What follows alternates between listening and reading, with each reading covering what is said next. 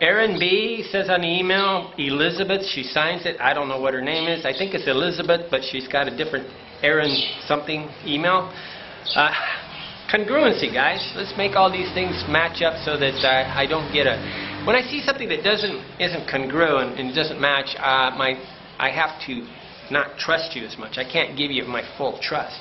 Even if you're going to lie, make it all make sense, okay? Okay, just leaving things out makes me think. But I think she's pretty honest. I think you just got a different kind of email. Elizabeth, sign. What is the usual... I want women to ask questions, please. I'm tired of listening to these boys ask me their agenda questions. They ask these agenda questions like where they can find girls. I don't really like to answer those because they're spending 99% of their time doing stuff that they're creepy. Okay, women, ask questions. I'm more than happy. I want to ask questions. I love talking to women. I really don't like talking to men. Men are creepy. Women are fun. Okay, what is the usual age for marriage in Africa? Okay, well, first of all, I've only been to 15 countries out of the 53 or 54 countries in Africa. So you got up in the north, you got this Islamic area, which is Egypt, Algeria, Libya, whatever, blah, blah, blah. And I think the marriage age is probably under 18. They're kind of like appointed a wife, right? In West Africa, which is where I know both Cote d'Ivoire, Senegal. I mean, you got two religions here, right? You got religions of Christianity and Muslim.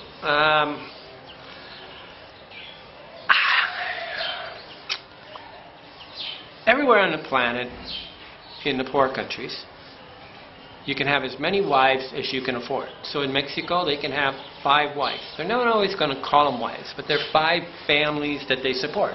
If they had enough money, they can support, so in Mexico, which is a good example, the guy's, if he's a rich guy, he may have his wife proper that's got his babies and takes care of his laundry and does all that stuff, and then he has 5 or 6 semi-wives on the side that he supports. And this is like guaranteed thing. So this is the big problem on this whole thing. Because I don't approve of having more than one wife. I think if you're going to get married, you should get married one time, and mate, and not have multiple wives. So learning about this is sort of disgusting to me, and I have trouble being open-minded, right? Contrary to what you think, this idea that you're always objective is just pure bullshit. Nobody is without, even the ones that are acting like they're objective have an agenda. And they're lie. I just try to spit it out the way I see it. In West Africa, I can't really figure out when they get married. I see funerals, but I don't see marriages. I mean, in the Latino world, you see marriages, right? But here, they have to pay a dolt. A dolt is the man has to pay to the wife's family a sum of money to get married. And this, right there, stops a lot of marriages because the guy doesn't want to pay to get married. And so what he does is he really goes around and just gets them pregnant. And then they end up living together, I think. And it just becomes a thing. But they're not getting married at age 16. They're not getting married. They're probably getting married around 20 or 23. Okay, that's when they sort of mate. They come together, but it's really difficult because you almost never ever. Okay, let me try to explain the male macho culture. The male macho culture is when the man is really looking for the respect of another man. In the 1950s, the men didn't care what the women said. They looked for the respect of a man. They didn't believe they could actually talk with the woman. They could only talk with the man. Somehow they could empathize. The 200 poor countries on the planet are very macho. The men talk with the men, and the women talk with the women. I mean, I was in Iraq, and I was laughing. I was like, where are all the women? Oh, the next street over is the women's shopping street. They had literally streets for women, literally streets for men. you see two black men holding hands in Africa, you almost never, ever see a man and a woman holding hands, okay? Okay, the only way you know that they're couples is when you see them walking into the love hotels. And all the hotels in Africa are love hotels. So, do they get married?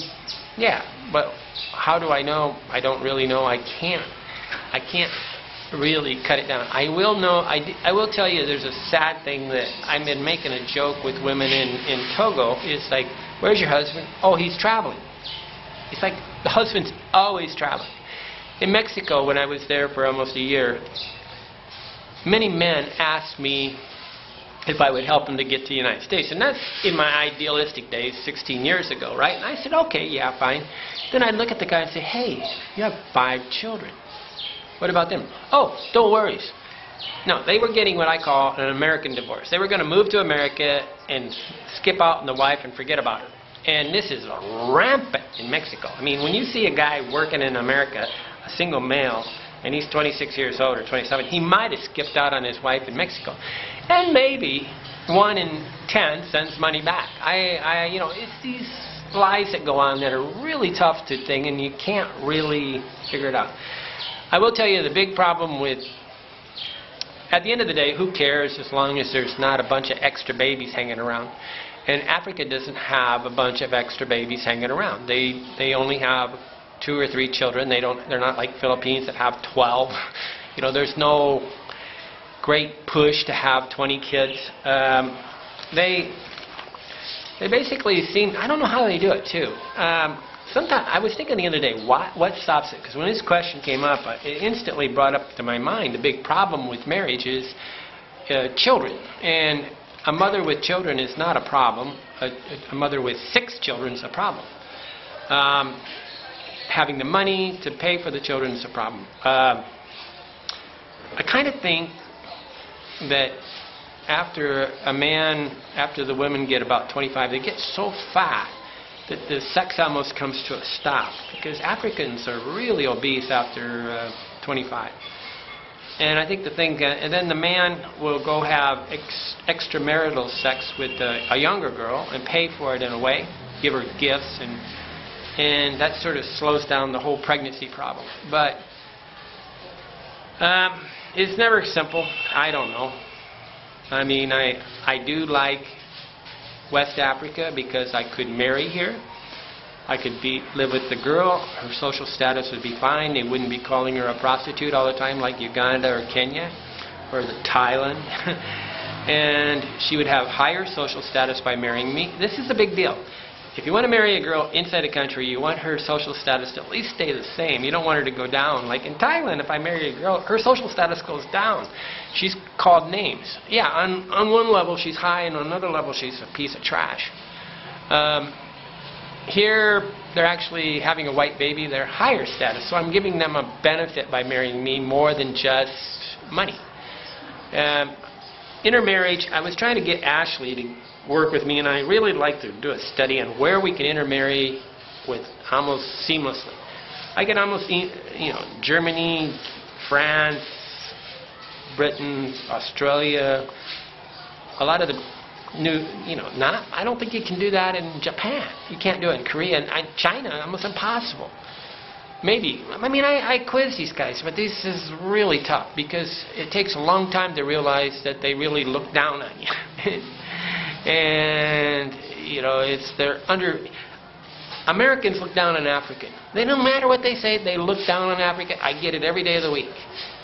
Americans are not, they look at it as, oh, that's something dirty. That's Africa. That's poor. That's AIDS. That blah, blah, blah. They get this, they look down on Africans. Okay, so, but they don't really have the pregnancy problem of illegitimate children. I think that's the worst. It's probably in the Philippines, some of the South American countries. Latinos, Catholic, they want to have babies. Child brides is not, don't, how can I explain this? You don't want to get so judgmental. A girl with a veil on her face that wants to wear it, it's lived that way her whole life, is happy.